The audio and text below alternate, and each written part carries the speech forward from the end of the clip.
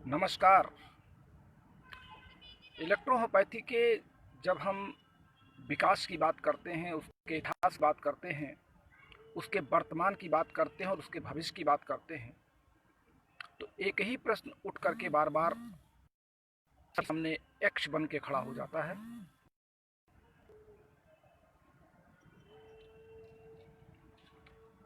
एक ही प्रश्न बार बार सभी के सामने यक्ष बन के खड़ा है और वो प्रश्न ये है कि जब विभिन्न प्रकार के सिद्धांत मानने वाले इलेक्ट्रोहोम्योपैथी के लाइन में खड़े हैं, कोई इलेक्ट्रोहोम्योपैथी परिभाषा फिजिक्स के आधार पर बता रहा है, कोई इलेक्ट्रोहोम्योपैथी की परिभाषा केमिस्ट्री के आधार पर बता रहा है, कोई इलेक्ट्रोहोम्योपैथी की परिभाषा एंजाइम्स के बता रहा है, कोई इलेक्ट्रोहोम्योपैथी की परिभाषा आउट फोर्स के आधार पर बता रहा है, कोई इलेक्ट्रोहोम्योपैथी को समझाने का प्रयास न करके स्पैज्रिक पैथी को समझाने का प्रयास कर रहा है।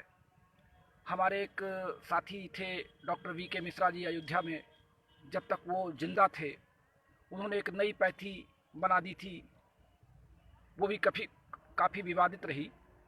तो क्या ये जो यक्ष प्रश्न है कि वास्तव में इलेक्ट्रोहोम्योपैथी के किस सिद्धांत का इलेक्ट्रोहोम्योपैथिक समाज फॉलो करे और इलेक्ट्रोहोम्योपैथिक समाज इस सिद्धांत के अनुरूप अपने आप को ले करके चले।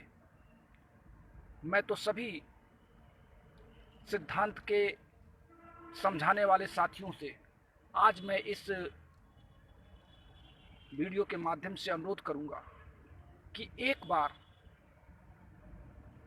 पूर्व समय निर्धारित करके सभी एक मंच पर बैठ जाएं और एक दूसरे को अपनी अपनी थियरी समझा दें सबके सामने, और इसके बाद एक मत निकल करके आ जाए कि वास्तव में इलेक्ट्रोहोम्योपैथी को आगे बढ़ाने के लिए, ट्रेन को सही ट्रैक पे चलाने के लिए हम किस सिद्धांत का पालन करें और क्यों करें। साथ में ये भी बताना पड़ेगा कि हम क्यों करें, क्योंकि हम अपनी बात कहते हैं, आप अपनी बात कहते हैं, तीसरा अपनी बात कहता है। तो ऐसी दशा में हम ये चाहते हैं कि एक मंच पर पूर्व समय निर्धारित करके सभी विभिन्न सिद्धांत बताने वाले इलेक्ट्रोहोम्योपैथिक के विद्वान, विभिन्न क्षेत्रों से आए हुए नए और पुराने सभी जितने भी विद्वान हैं, वो सब एक मंच पर बैठ जाएं और एक दूसरे को बिना किसी झगड़े फसाद के, बिना किसी अपशब्द के अपने अपने सिद्धांत को अपने अपने प्रयोग द्वारा और अपने अपने मतों के आधार पर और उसके तर्क और कारण या प्रमाण देते हुए उसको साबित करें। हो सकता है कि अगर 20 लोग एक मंच पर बैठेंगे तो अगर उनमें से 15 लोग जिस मत को मान लेंगे उसी मत इलेक्ट्रोहोम्योपैथी का मूल सिद्धांत बना दिया जाएगा और सारे विभिन्न लोग अपने अपने मतों को वापस ले लेंगे, अपने अपने सिद्धांतों को वापस ले लेंगे। क्या ऐसा नहीं हो सकता? एक बार विचार करें आप सब। एक बार मैं आप सबसे विनम्र निवेदन करता हूँ कि इलेक्ट्रोहोम्योपैथी के प्रगति को अगर दिखाना है, सरकार तक हमें अपनी बात पहुँचाना है, तो एक बार किसी एक सिद्धांत पर आप सबको एक होकर के समझौता करना ही पड़ेगा।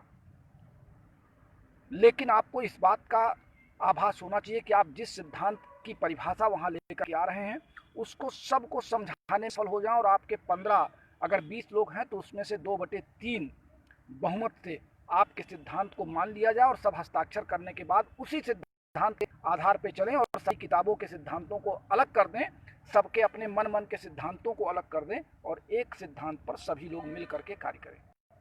तभी इलेक्ट्रोहोम्योपैथी का ये भविष्य उज्जवल है। अन्यथा अपने अपने मतों के चक्कर में इलेक्ट्रोहोम्योपैथी आने वाले 2-4 वर्षों में लोग भूल जाएंगे, इसके सिद्धांत को मानने वाले विभिन्न सिद्धांत वाले हो जाएंगे और अंत में ये हो जाएगा कि सरकार भी कंफ्यूज कर जाएगी और वो इसको रिजेक्ट कर देगी। इसलिए बहुत ज़रूरी है वर्तमान समय में कि आप सब एक मंच के अपनी अपनी बातों को तर्क के साथ, प्रमाण के साथ उसको साबित कीजिए। हाँ, तर्क और प्रमाण में जबरदस्ती थोपा ना जाए। जैसे अगर मैं अपनी एंजाइम थ्योरी के बारे में करता हूँ या मैं अपनी एंजाइम थ्योरी के बारे में आपको बताता हूँ तो मैं आपके ऊपर ज़बरदस्ती नहीं थोपूंगा। मैंने क्यों एंजाइम इसको बात को आप तक पहुँचाऊँगा। आप उसको पालन करें या ना करें, ये आपकी अपनी मर्जी। इसी तरीके से जो लोग इसको फिजिक्स के आधार पर केमिस्ट्री बनाना चाह रहे हैं वो अपने तर्कों को दें, उस तर्क को माना जाए, समझा जाए और हर विद्वान को असीमित समय जाए बोलने के लिए, कोई समय निश्चित नहीं किया जाए कि आप 5 मिनट में या 15 मिनट में समझा दीजिए इलेक्ट्रोहोम्योपैथी क्या है। वो जब तक बोलना चाहे, जब तक अपनी बात को आपको समझाने के बाद वो बैठ न जाए, तब तक उसको बोलने का पूरा मौका दिया जाए और उसके बीच बोलते समय उसको बीच में टोका ना जाए। उससे सवाल बना लिए जाएं और सवाल जब वो अपनी बात समाप्त करके बैठ जाए तो उससे सवाल करें कि आपने ये ऐसा कहा तो आप इसको समझा दें, क्योंकि बीच में इंटरप्शन करने का मतलब होगा कि उसका ताल और लय बिगड़ जाएगा। ऐसी दशा में मैं एक बार आप सबसे इस अनुरोध के साथ कि इलेक्ट्रोहोम्योपैथी के एक सिद्धांत, एक पैथी, एक फार्मूला, ये सब पर चर्चा हो जाए, पौधों पर चर्चा हो जाए कि 115 पौधे सही हैं कि नहीं हैं, क्योंकि 115 पौधों के प्रमाण मिले हैं। हमारी जो औषधियाँ हैं उनकी संख्या 38 है कि 36 उनको मानी जाए, APP और एस्लास को अलग किया जाए या ना किया जाए। एक सिंथेसिस है, उसको भी औषध के रूप में माना जाए कि ना माना जाए।